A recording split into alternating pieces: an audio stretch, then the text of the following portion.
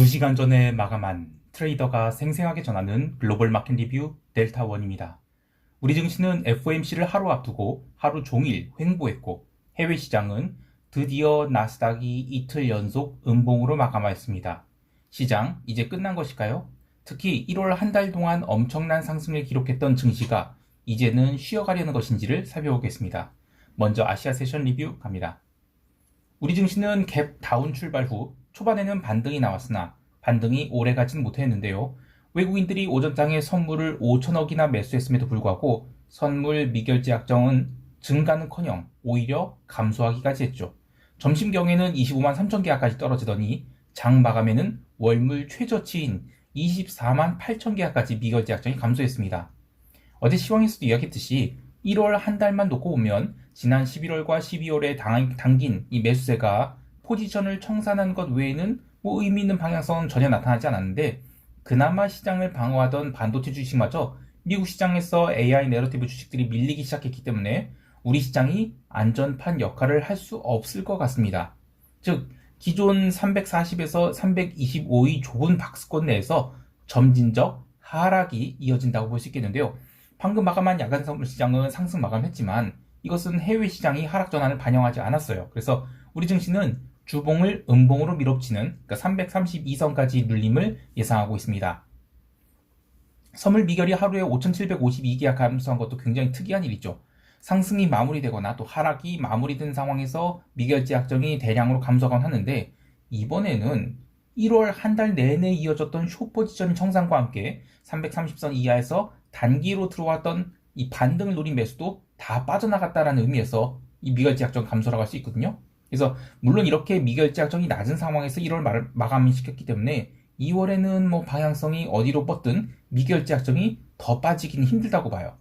이번 주에 우리 증시에서는 지금 자산주 내러티브가 돌고 있는데 이거는 시장이 설거지 모드에 들어갈 때 발생한 현상인데 미국 시장이 2월에 밀리기 시작한다? 그럼 참 깝깝할 것 같아요. 옵션 시장에서는 어제에 이어서 시간 가치 감소가 또 나왔고 변동성도 다시 17포인트 이하로 밀렸는데요. 그래도 그 이하로는 더 이상 변동성이 밀리지 않는 것은 아무래도 FOMC 이벤트 그리고 목요일에 ISM 제조업 지수, 금요일은 논팜 지표가 계속되고 있죠. 지금 그래서 더 이상 변동성이 안 빠지는 것 같아요. 또 근월물 옵션도 잔존이 지금 일주일 이내로 들어와 있지만 더 이상 적극적인 미결 작전 발행이 일어나지 않는 걸 보면 급락보다는 점진적인 하향 가두리장이 이어질 것으로 봐야 되겠습니다. 마지막으로 볼 것은 이번 2월물 들어서 콜옵션이 발행 평균 단가의 하단에 도달했어요. 방금 마감한 미국 증시가 사실상 이 종가 저가로 처박혔기 때문에 우리 증시도 갭 다운은 피할 수 없어 보이는데요. 이렇게 되면 콜 340 이하의 옵션들은 신저가로 거래가 시작될 가능성이 높아요. 이것은 곧 해당 옵션들을 죽일 가능성이 높다는 것인데요. 갭 다운이 얼마 나오냐에 따라 달라지겠지만 오전장에 제대로 된 반등이 나오지 않는다. 그러면 이번 물의 콜 340 이상의 옵션은 더 이상 당첨권이 아니라고 할 수 있겠습니다. 그러니까 종합주가지수로 환산한다면 다음 주에 2525포인트 이상을 올라간다? 이거는 어려워 보인다는 것입니다. 자, 이제 유럽 세션 넘어갈게요.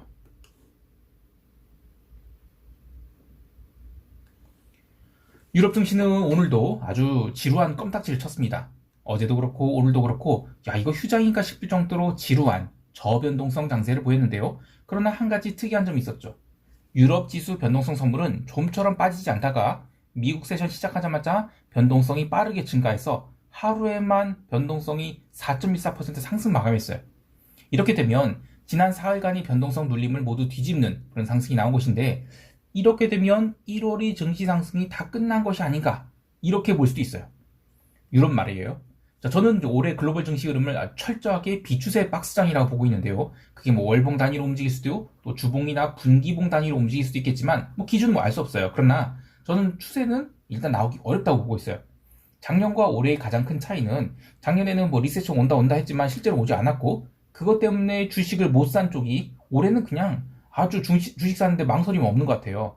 근데 이제 올해는 지역별로 계속 엇갈리는 흐름이 나오고 있어서 글로벌 증시가 같은 방향으로 지속해서 움직이기 어렵다 이렇게 보고 있어요. 그러니까 그 위험 자산들의 돈이 한꺼번에 몰린 게 작년 10월, 11월, 그러니까 11월, 12월이었죠. 근데 올해는 위험 자산 전체가 다 가는 그리고 그 월드 인덱스가 함께 다 가는 그런 장은 아닐 것 같아요. 지금 보면 그 2월에는 미국이 버티면서 뭐 유럽이 조정을 받든지 또는 나스닥이 조정을 받을 때 다우가 강세를 보이거나 뭐 이런 식으로 약간은 논리에 맞지 않은 흐름이 계속될 것을 보는데, 다시 시장 얘기 좀 돌아올게요. 통화시장 같은 경우에는 지금 2주 넘게 계속 박스 쳤거든요. 다른 거는 다 떠나서 뭐 오지달러 하나만 놓고 보면 오전 그 9시 30분에 호주의 그 4분기 소비자 물가지수가 하락한 것으로 나오니까 오지달러는 굉장히 강력한 매도가 나왔어요. 그래서 지난 일주일간의 저점을 모두 깨는 그런 하락이 나왔는데, 유럽 세션 들어서 유로화가 다시 강세를 보이니까 오지달러가 기어오르기 시작했죠.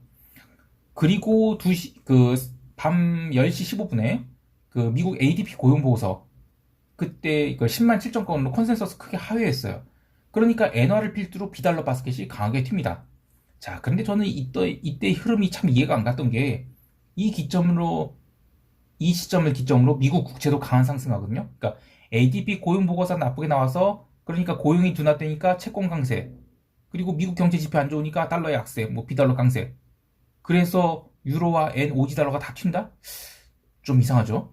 마지막으로 지표 발표에 갭다운한 나스닥은 더 밀리기 시작해서 0시 40분 유럽 마감 직전까지 눌리게 되는데, 자, 그러면 채권이 됐든 비달러가 됐든 나스닥, 그러니까 주가 지수가 됐든 셋 중 최소한 한 개는 좀 엉뚱한 반응이라고 볼 수 있어요. 자, 고용 보고서 나쁘게 나오면 금리 인하할 수 있으니까 채권 강세? 그래, 인정한다. 자, 그런데 미국도 안 좋아지는 것이, 미국만 안 좋아지는 건 아니거든요. 유럽은 그전부터 계속 안 좋았어요. 그러니까 비달러 강세는 이상한 거죠.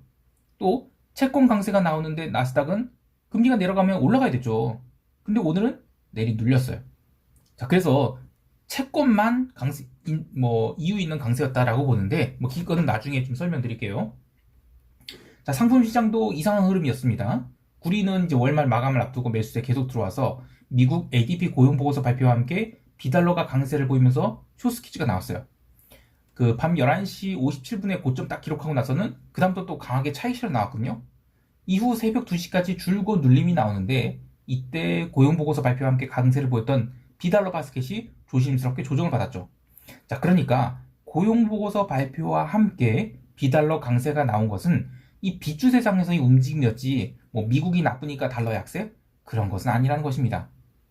자, 마지막으로 기름을 보면 전일 긴 아랫꼬리를 달고 종가 고가로 마감했던 기름은 아시아 세션에서 계속해서 눌림이 나오다가 유럽 세션 들어서 미국이 이란에 보복 공격을 하지 않고 있다는 소식에 다시 눌리기 시작했어요.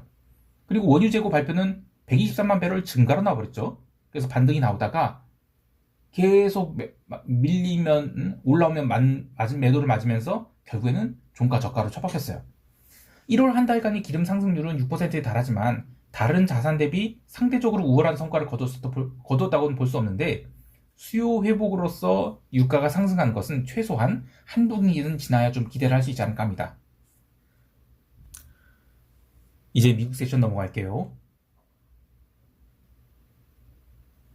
미국 지수 선물은 나스닥 중심으로 갭 다운 출발을 했는데요. 그 전이 궤적을 좀 봐야 될 필요가 있어요. 우선 본장 개장 전 ADP 고용 보고서 발표가 있었고, 그때 나스닥 선물 위주로 하락이 시작됐죠. 근데 반대로 다우 지수 선물은 사실상 전혀 밀리지 않았다고 봐도 과언이 아니에요. 본장 개장 후 다우 지수 선물은 또 상승해서 신고가를 갱신했는데요.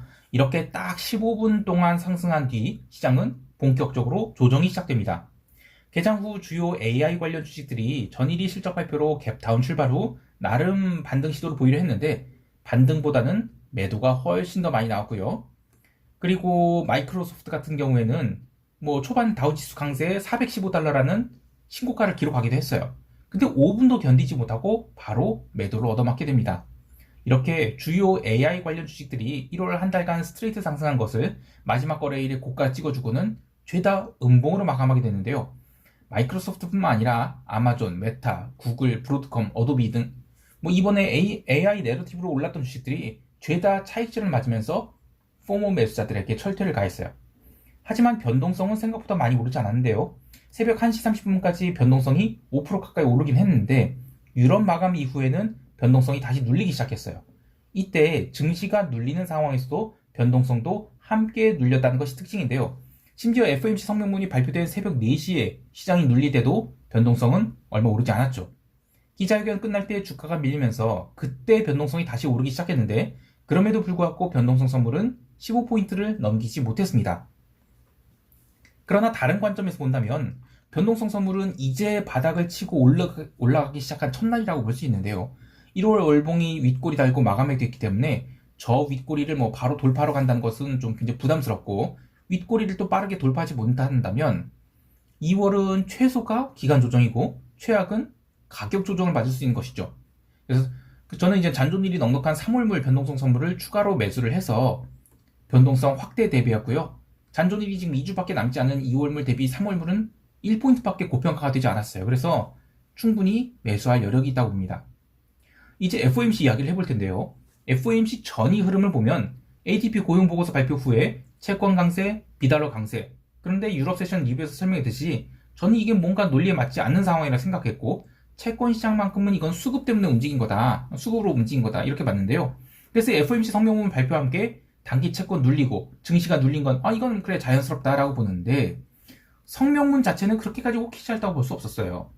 핵심을 보면 인플레이션이 2%를 향해 지속 가능한 방향으로 움직이고 있다는 확신이 커질 때까지 금리를 인하하는 것이 적절하지 않을 것으로 예상된다.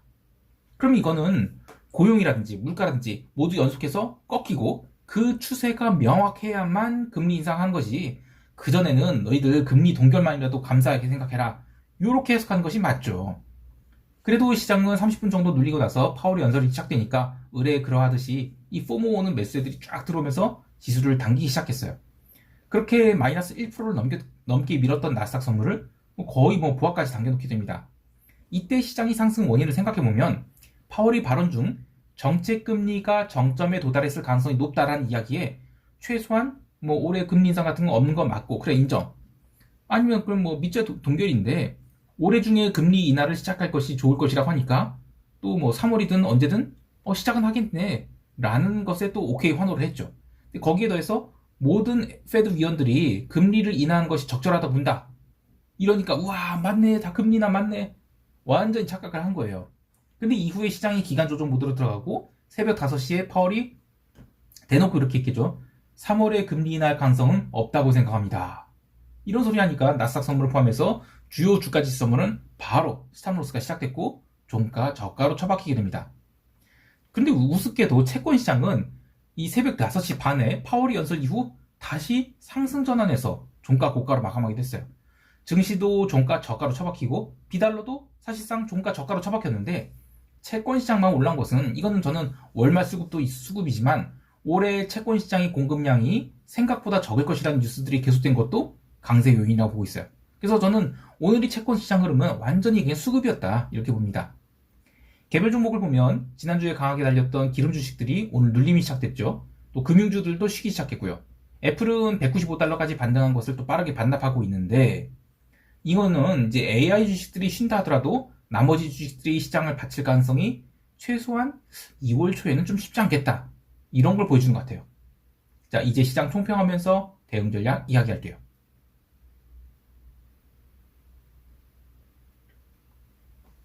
우리 증시는 갭 다운 출발 후 332선 바닥 확인을 하러 갈 것을 보는데요. 근데 이제 우리 증시는 또 1월에 이미 조정을 받았어요. 그래서 2월이 조정은 생각보다는 깊지 않을 것 같아요. 선물 미결제 시장이 지금 텅텅 비어있죠. 그래서 초반에 방향성이 생기면 미결증가가 의미있게 나타난지를 좀 관찰해 봐야 될 것 같은데, 옵션 시장에서는 콜 340 이상의 옵션에서 적극적인 미결증가가 나온지 좀 보겠습니다.